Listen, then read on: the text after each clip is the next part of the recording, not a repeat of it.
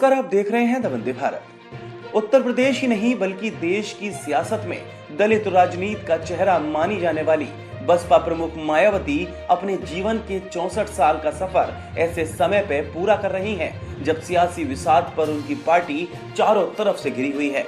अब ना तो मायावती पहले की तरह जमीन पर उतरकर संघर्ष कर पा रही हैं और ना ही अपने कैडर के साथ संवाद स्थापित कर रही हैं। ऐसे में बसपा का जनाधार लगातार खिसकता जा रहा है, जिसकी वजह से सवाल उठता है कि मायावती के बाद उनकी राजनीतिक विरासत कौन आगे बढ़ाएगा और बसपा की कमान किसके हाथों में होगी।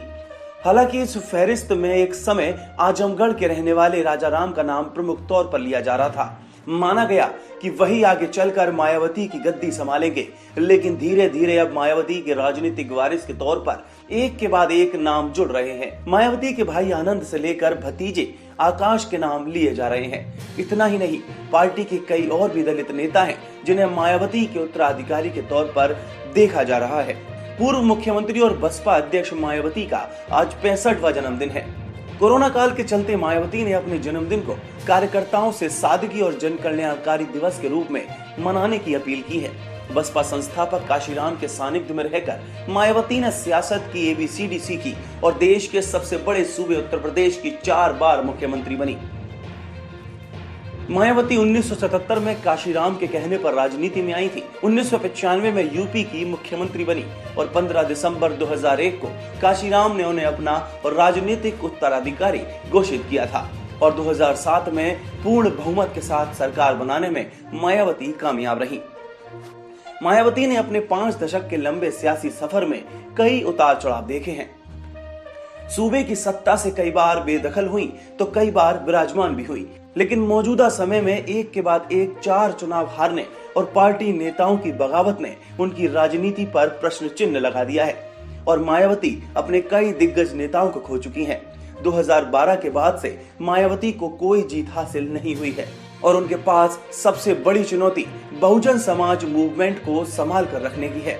इसके चलते मायावती के राजनीतिक वारिस को लेकर कयास लगाए जा रहे हैं जो उनके बहुजन मूवमेंट को आगे लेकर जा सकें। मायावती के भाई आनंद को एक समय में उनके राजनीतिक वारिस के तौर पर देखा जा रहा था, क्योंकि 2018 में अंबेडकर जयंती के मौके पर बाबा साहब को श्रद्धांजलि देते हुए मायावती ने अपने भाई आनंद कुमार को BSP का राष्ट्रीय उपाध्यक्ष बनाने का ऐलान किया था। हालांकि 6 महीने भी नहीं गुजरे कि मायावती ने अपने भाई आनंद को बसपा के राष्ट्रीय उपाध्यक्ष पद से हटाते हुए कहा था कि राष्ट्रीय अध्यक्ष पद पर रहते हुए अब कोई अपने नाते रिश्तेदार को पार्टी में पद नहीं देंगी। मायावती के राजनीतिक वारिस के तौर पर फिलहाल उनके भतीजे आकाश को देखा जा रहा है। आकाश मायावती के भाई आनंद के बड़े बेटे हैं। साल 2018 से लगातार आकाश भी मायावती के साथ साए की तरह रहते हैं। बसपा की रैलियों से लेकर पार्टी नेताओं की बैठक में मायावती के साथ आकाश भी शामिल होते हैं।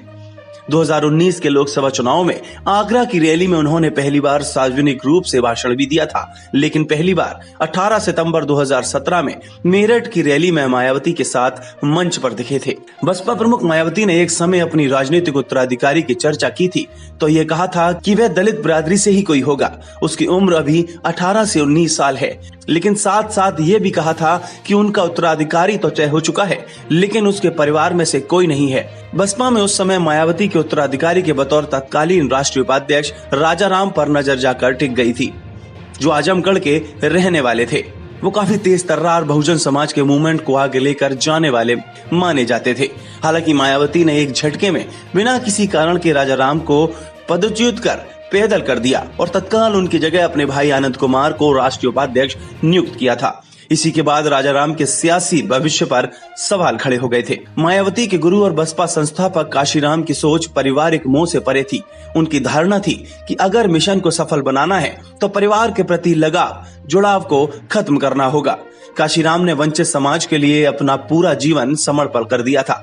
उन्होंने अपने परिवार के लोगों को बसपा से दूर रखा और परिवार के किसी सदस्य को पार्टी में जगह नहीं दी। मायावती को उन्होंने अपना उत्तराधिकारी इसलिए घोषित किया क्योंकि उन्होंने बहुजन मिशन को पहुंचाने के लिए संघर्ष किया था। ऐसे में काशीराम के साथ बसपा की नींव रखने वाले नेता तो पार्टी छोड़कर चले गए हैं या फिर उन्हें पार्टी से बाहर का रास्ता दिखा दिया गया। ऐसे में बसपा में काशीराम के दौर के महज कुछ नेता ही बचे हैं और वो पार्टी में साइड लाइन है। ऐसे में देखना होगा कि मायावती अपनी सियासी विरासत अपने भतीजे आकाश को सौंपती हैं या फिर पार्टी के किसी ऐसे नेता को देती हैं जो बहुजन मूवमेंट को आगे लेके जा सके।